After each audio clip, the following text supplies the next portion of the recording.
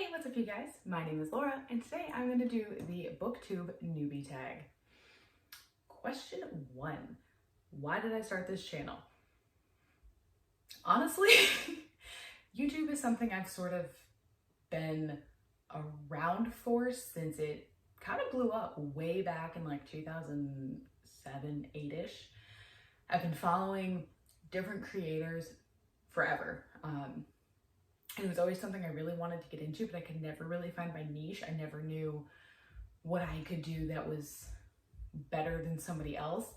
And I finally realized as I started getting into Booktube specifically, I didn't really need to be better than anybody else. I just kind of needed to show up and do something. And this just kind of felt like the right way to start, just because I've got a passion for reading and I love to talk about reading and I love to talk about books, and nobody in my life likes reading as much as I do.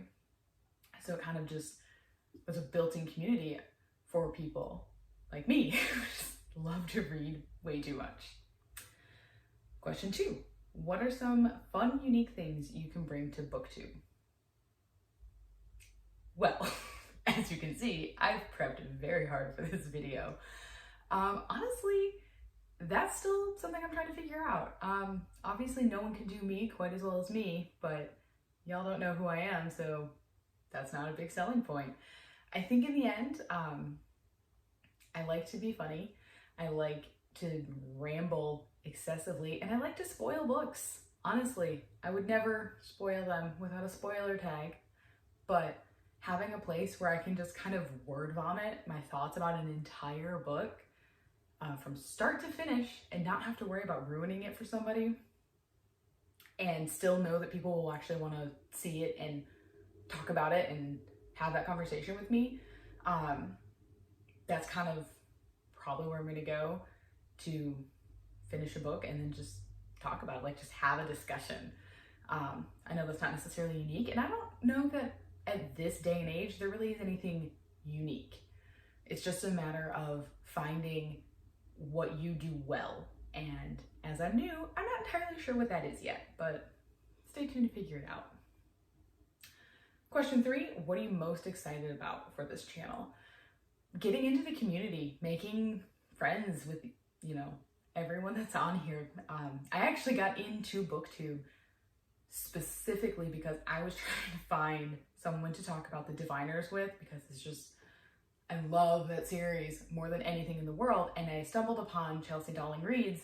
Her and 3 friends did a live stream about that book, and I literally found her channel like 2 days after that live stream went up, and since then I've been obsessively following all 4 of their channels. I will link them down below. I love all of them, and because I started following them, YouTube of course was like, follow all these other booktubers and Books and Lala's. I mean, I'm sure she's like everyone's favorite, but she's obviously one that I binge like every day because I've got a lot of content to catch up on for all these people. So just being a part of that community and like doing these tags, and I love what Lala does with all of her bookish challenges. I would love to start doing stuff like that too. So, and these not 24 hours, I cannot do 24-hour readathons. I am old, but God, okay, this reflection is so bad. I'm sorry, I'm gonna fix this lighting on a different day. But I'm just excited to be a part of this community and make friends and just do more book things. Question 4, why do you love reading? It's hard to say it's because I just do, but anybody else in my life who doesn't really read the way that I do, but I love it because it's like a movie in my head all the time. I love everything about all these worlds that these people create. I just want to be a part of it. And I don't know, there's just something wonderful, especially when it's cold outside and curling up with a book. And usually if I'm lucky, if I've got a blanket on, my cat will come sit with me and we just sit there for hours and we just get lost. It's amazing. Question 5, what book or series got you into reading? That's really hard to say. I've been reading since I could walk.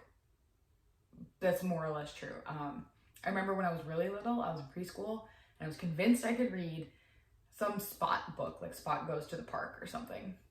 My mom still says I just memorized the book. I didn't actually know how to read it, and given that I was like 3, she's probably correct. But that's the first time I remember reading. So you could argue that it was Spot, but to the voracious level that I read now, it's probably actually Sweet Valley. I read, or Babysitter's Club. Ooh. I binged those series like nobody's business, and it helped because both Sweet Valley and Babysitters had a kids version and a teen version, so I could just keep reading them forever. And I definitely didn't just reread Sweet Valley High books 2 months ago. Don't at me. Question 6. What questions would you ask your favorite booktubers? Honestly, my biggest question is there's 2 main questions, and that is, 1, what's your setup? And I know some of them have actually answered that question, but since a lot of those questions are in more technical videos, I just haven't gotten around to watching those yet. But those are my main questions. What kind of setup are you using? Because mine is an iPhone on a tripod, so super cool. And the other is, how do you make your light not reflect in your glasses? Because I need to figure that out. I'm sure the question is to put the light in a different angle, but I'm too lazy to get up because this chair is really loud. My other real question, and I think I've already figured it out. I think it's like Book Depository, but like some of y'all have these amazing book covers and I've never seen them. And I'm like, that's my favorite book. How did you get this amazing cover? But I think Book Depository has books from other countries which have different covers, and that's how they do it. So I may have answered my own question. Otherwise, I guess, how did you build your brand? How did you get your name out there? But yeah, all things I'm discovering. And honestly, for any of you in the comments, answer those questions for me. I can read.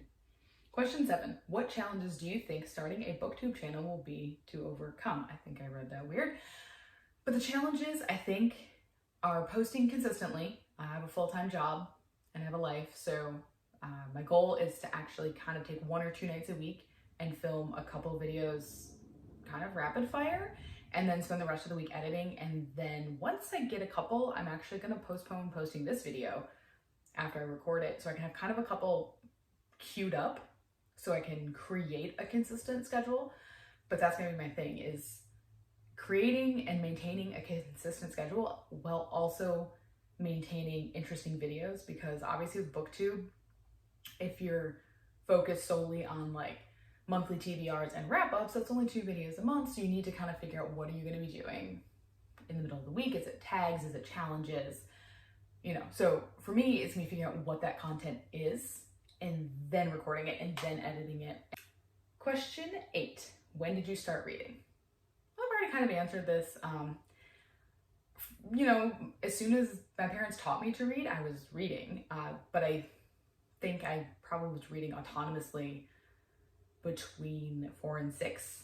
I don't know specifically when, but as long as I can remember, I've always been reading. And to the point, my mom would frequently, what'd she go?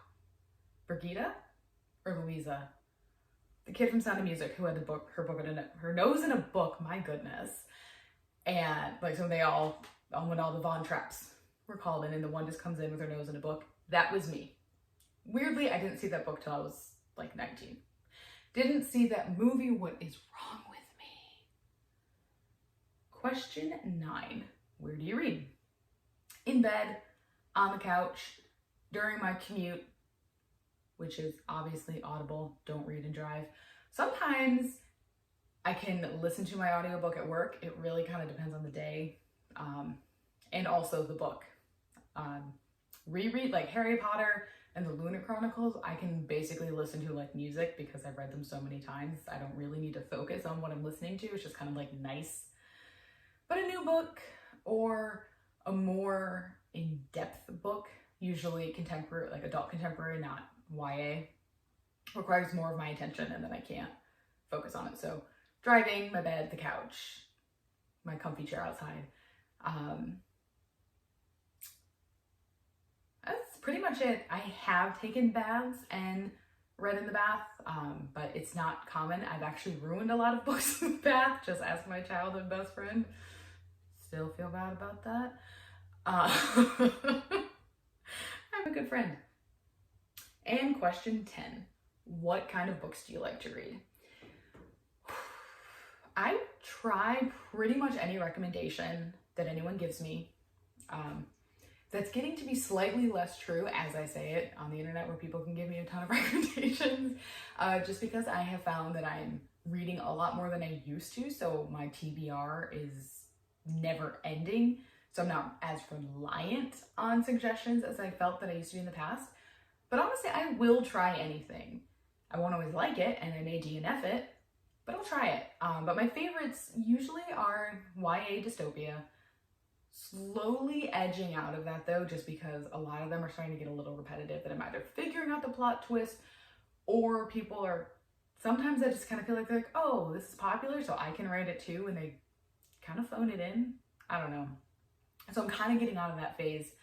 I love contemporary. I love thrillers, but I'm really picky about thrillers. So, like Ruth Ware, I feel like she did me dirty twice in a row, and cause she's got 5 books. Loved the first 2, loved the most recent one, hated the 2 in the middle with like a dying passion. So there's really kind of no consistency. But what else do I love? As I look at my bookshelf, I can tell you absolutely nothing. Whatever Her Fearful Symmetry is classified as, I don't know. I feel like it might be a thriller. That seems too strong of a word. I don't know. But yeah, contemporary, YA contemporary, dystopia, thrillers, romance-ish. I like romance being in the book. I don't even really mind if the whole story, like Emily Giffin, like is she a romance or is she contemporary? Because like that's like the level of romance is like Emily Giffin. I hope you learned a little bit more about me and my bookish taste. If you've got any recommendations, leave them below. If you like this video, give it a thumbs up. And if you really like this video, give it a subscribe. And stay tuned for more content. It never works the first time.